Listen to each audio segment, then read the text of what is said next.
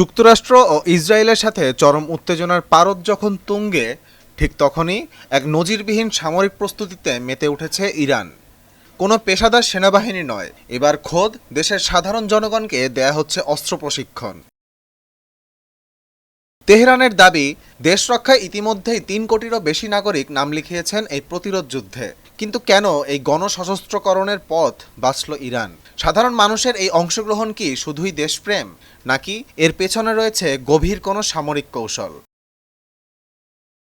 ইরানের একটি মসজিদের চিত্র তুলে ধরেছে বার্তা সংস্থা রয়টার্স।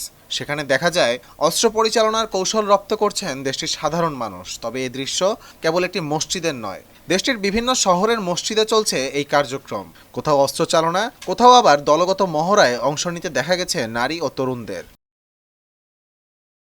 বিশ্লেষকরা বলছেন, এই দৃশ্য ইরানের সুপরিচিত বাস্তিজ বা স্বেচ্ছাসেবী আধাসামরিক বাহিনীর আধুনিক রূপ। তবে এবার মাত্রার দিক থেকে তা অতীতের সবকিছুকে ছাড়িয়ে গেছে।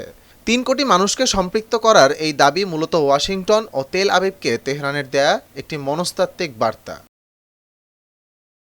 ইরান বুঝাতে চায় যে কোনো সম্ভাব্য আগ্রাসনে কেবল তাদের আকাশ প্রতিরক্ষা ব্যবস্থা বা দূরপাল্লার মিসাইল লড়বে না, বরং শত্রুকে পড়তে হবে দেশের প্রতিটি গলিতে সাধারণ মানুষের গড়ে তোলা দুর্ভেদ্য প্রতিরোধের মুখে। ইতিহাস বলে, গেরিলা বা জনযুদ্ধ যে কোনো আধুনিক সুসজ্জিত বাহিনীকে দীর্ঘমেয়াদে কোণঠাসা করে ফেলতে পারে। ইরান এখন সেই পথেই হাঁটছে।